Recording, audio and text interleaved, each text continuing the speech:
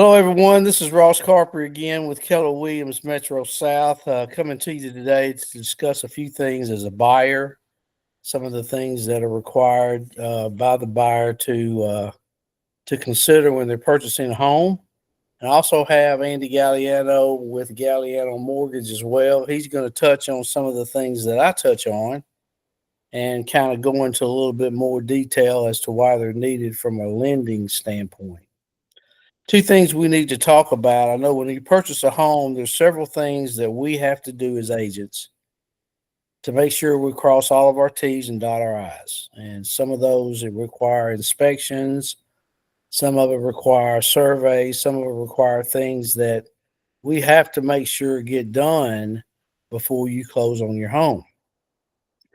Two things we're going to touch on today is a termite inspection and a termite bond, and also sewer and septic tank inspection. Now, a termite bond, we'll touch on that one first. Termite bond is a bond that protects you as a homeowner against possible invasion of termites. Most homes, actually all homes with a mortgage, are required to have a termite bond. There are a lot of times you have people that may have a home that's paid off. They don't want to renew their termite bond because in their mind, they're not ever going to leave that house. They don't want to spend the money to have a termite bond check every year, which is a huge mistake from a selling standpoint and from the buyer side standpoint. Now, a termite bond basically is a bond saying that the house is currently free and clear of termites. Termites can do a huge damage to a home, and it doesn't take a long time for that to happen. Well, when you're selling your home, that's one of the things as a seller, you need to make sure you have an active termite bond. And what that means is it's paying the termite company every year to come out and check, come out and respray or treat the property if they need to make sure that you can get a bond for the following year. That's your way as a seller of keeping the bond current. Now, when a buyer comes in and wants to buy your house, first thing they're going to ask is, do you have a termite bond? And is it transferable? Of course, the answer will be yes, and you transfer it to the name of the new buyer, and then the termite company will take the current owner's name out after it closes, current owner's name out, put it in the name of the purchaser. And that just pretty much transfers that bond to the new purchaser, the new homeowner. So they have a termite bond that's active and good. And then they, of course, every year will renew and make sure the current termite bond stays active. Now, if one of those people have a problem with termites, if as long as you have it insured, you can notify your company. They'll come out and treat, fix. In a lot of cases, they'll fix whatever needs to be fixed.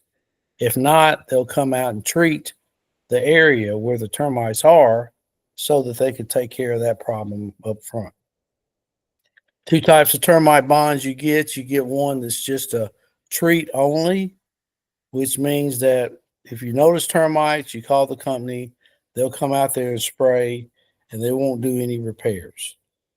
And then there's another bond that's a replacement bond, which means that if you have a problem with termites, the termite company will come out and spray, and they'll fix whatever wood damage or any kind of property damage that the termites have caused. Those are very, very necessary, very, very important. And we as agents try to make sure that the buyers know that. A lot of times to a buyer, it's an extra expense. Gosh, I don't want to spend $500 on that. I don't want to spend that kind of money on that. We're at a point in the contract when you get to termite bonds, you need to take the extra time to spend the money to get it right. Because I promise you, if you don't, you as the new buyer will be the one to absorb all and any cost involved in repairing the property for termites. So that's very, very, very important. Keep that in mind. The next issue that you usually have in a home is if it's on sewer, there's one way of handling that. And if it's on a septic tank, there's another way of handling that. The sewer, a lot of companies will, or a lot of people will want to request to have the sewer lines inspected. And basically, what they do is make sure that there are no tree limbs or tree roots that have grown through the main sewer line underground in your yard outside. Now, that's not a cheap thing. A lot of companies now they have to run a camera down the pipe, run it out to the street to make sure there's not any cracked housing, make sure there's not any tree roots or anything growing to cause problems for you when you move in. It is not cheap, but it's very necessary because if a problem comes up after you move in and you have to have um, your main line either repaired or whatever from tree roots, that could be way more expensive than the camera. They'll have to dig up the yard, which means they have to bring an excavator out there, an earth mover, or whatever you want to call that machinery, and dig down deep enough to get to the problem, fix it, and put everything back together. That is all labor intensive. So it's very important to have that done if you're on a sewer line. And that is one of the inspections that you can have performed prior to moving in. The other thing is a septic tank inspection. And we all know what a septic tank is.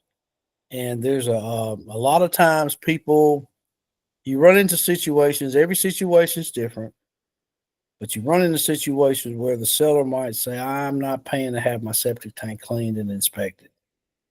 Well, as a buyer, I'm going to advise you as your agent, you might want to reconsider that home because if they're not going to allow you to have it checked and make sure it's operational, then I would not recommend buying the home. Septic tank inspections, repairs are just as bad, if not worse, than sewer line repairs.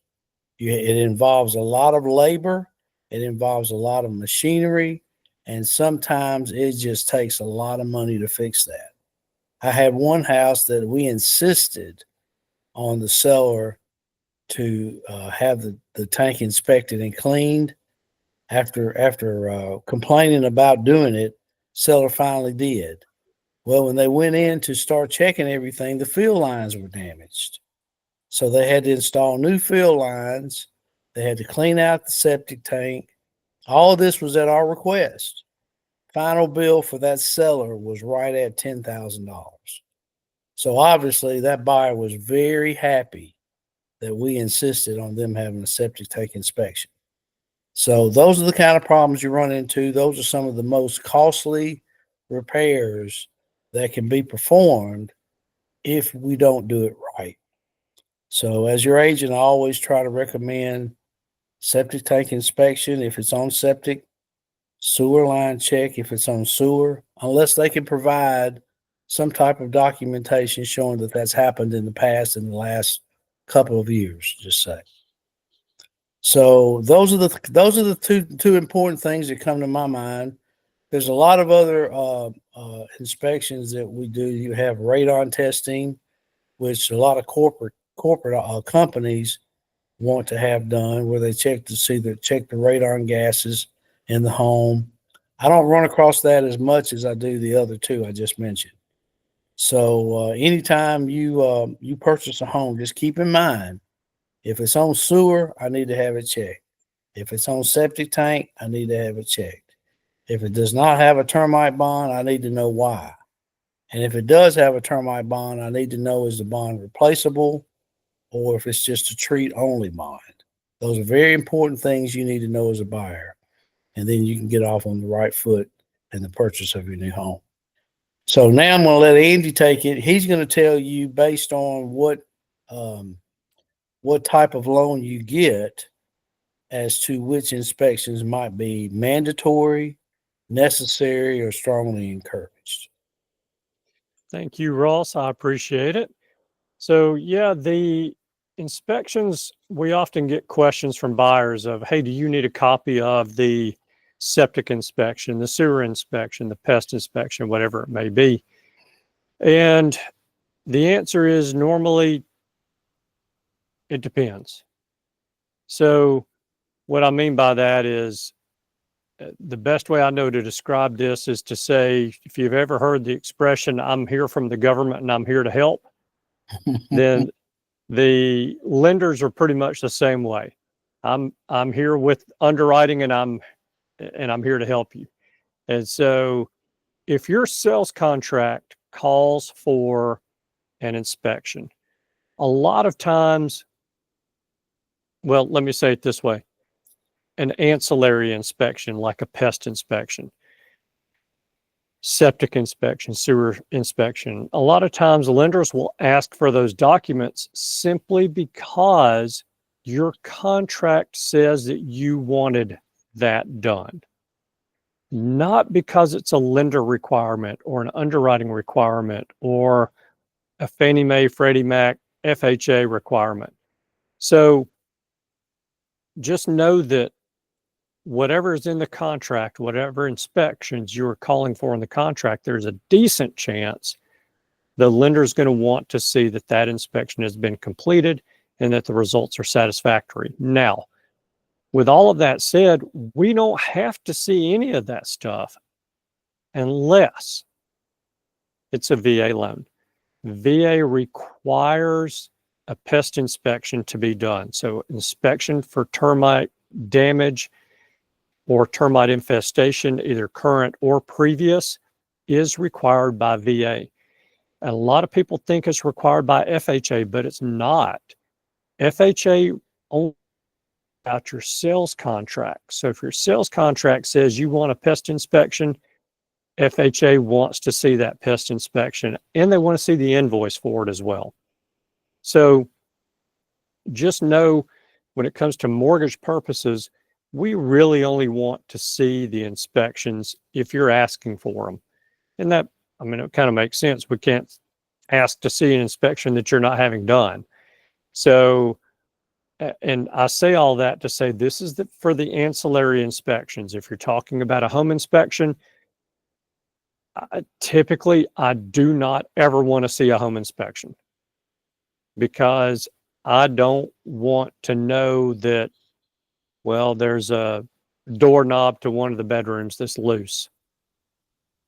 You know, that's not going to have any bearing on your mortgage whatsoever. So those are things that are kind of how we approach the inspections. Is really, it depends is the answer as to, do you need a copy of the inspection or the invoice? And so that's kind of how that works for us. But yeah, that's something that we get a lot from our buyers wanting to know if we need those inspections. So, okay. Well, again, those are very important things. Sometimes I know a lot of people think, man, I've already put, $10,000 down on this house. I've already given you a earnest money check. I really don't want to spend $500.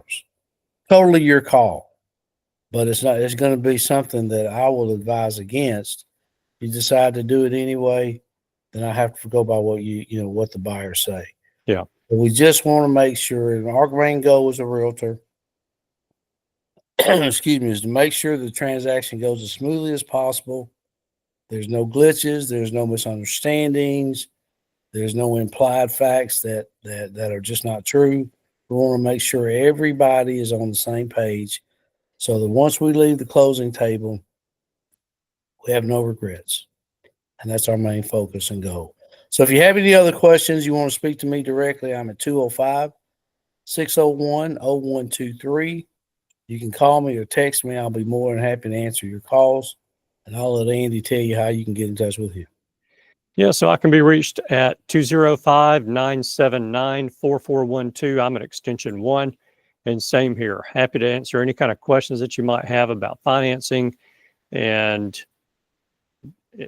actually the entire process. Or if you want to know what interest rates look like on any given day, feel free to give me a call and happy to help out in any way I can. Perfect. Okay, good deal. Thank you, Andy. Thank you, Ross. Hope you have a great day, sir. And You again, too. folks, let us know if we can help in any way. Yep. All right. Bye, Ross.